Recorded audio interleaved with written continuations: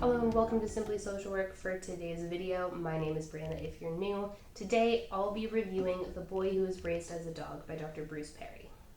Similar to my review of Memoirs of an Addicted Brain, I'll be expanding on some of the topics in the book as we go to give readers or potential readers a better understanding of the concepts. So it's sort of part review, part discussion.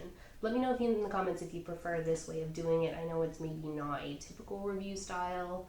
And before we start, just like all my other review videos to date, this is not sponsored or affiliated in any way. As you can see by the side, this is from my local library.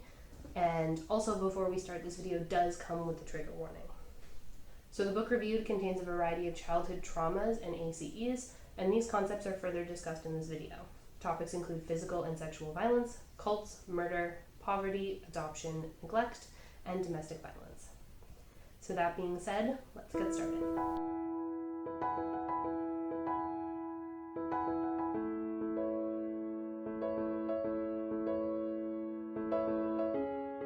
So this book really isn't an easy read, but similar to Seven Fallen Feathers, it really shouldn't be either. The children in this book have experienced truly horrifying and disgusting abuses early in their lives. Their parents are often unsupported and struggling, and repeatedly the system fails them. It's heartbreaking and frustrating, and honestly, those are all emotions that we need to be feeling. Many of us are too privileged to experience the kinds of trauma and difficulty discussed in this book, so it's really important that we remind ourselves and educate ourselves so that we don't become complicit in our ignorance. If you don't work in a social work or mental health field, some of what's in the book may surprise you. Even though I work with people who've experienced similar to what's in the book, there were still times that it was an overwhelming book to read. So be sure to practice self-care throughout and put it down if you find the experience too uncomfortable or painful, especially if there's a particular topic in here that you know is triggering for you.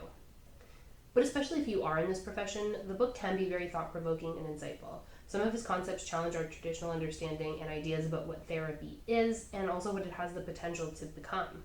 There's quite a bit that I took from this book that led me to do more reading and exploring, because it's something I'd like to bring into my own practice. The author does a really good job of discussing the stress response and its related bodily systems, and the focus quickly turns to the question of resiliency. There's an assumption that children are resilient, no matter what. But what Dr. Perry discusses and what the research shows is that this simply isn't true. Kids won't just automatically bounce back from absolutely anything just because they're young and still developing. Even cats don't always land on their feet. There is often a tremendous amount of resilience in children, this is true, but we need to be careful in basing policies, responses, and the course of a child's whole life purely off the idea that, essentially, it'll all work fine in the end anyway. It may not. And if we don't make sure we're giving them the support that they need, we're taking a huge gamble with their future.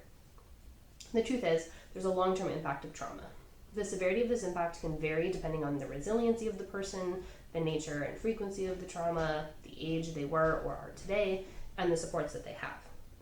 But what Dr. Perry makes abundantly obvious, though, is that healing often depends on how on the ball the system is. And unfortunately, the systems responding to this trauma are about as good as catching a ball as I am.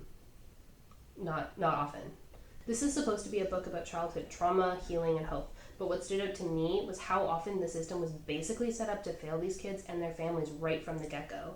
And it's probably the single most frustrating thing about being a social worker. There aren't enough resources, which means there aren't enough staff being hired, spots available in programs, or even just supplies needed to provide each case the time and support that they need. And this is why we see tragedies like the prevalent one in the media today, which I'm not going to talk about in this video, where children are harmed or even killed despite having had contact with the proper authorities. There are cracks in our system and people continue to slip through them. They will continue to slip through those cracks until we address it, and until we do something about it, and until we even admit that they're there. But this is a great read for anyone interested in psychology or mental health. But I think it's an especially important read for people working in healthcare, child protective services, the justice system, or social services. Even though this book is based in Texas, a lot of the barriers Dr. Perry describes are definitely still challenging us here in Canada. So if you've read this book, let me know in the comments what you thought of it. If you enjoyed today's video, be sure to give it a like and subscribe for more. My to-be-read list is already pretty big, but I'm always adding more to it. So for 2022, I'm looking to read a lot more nonfiction. So let me know your recommendations in the comments or on any of my social media. Particularly, I'm looking for issues surrounding social justice and books that are written by Canadian or local authors. Thanks for watching. Take care.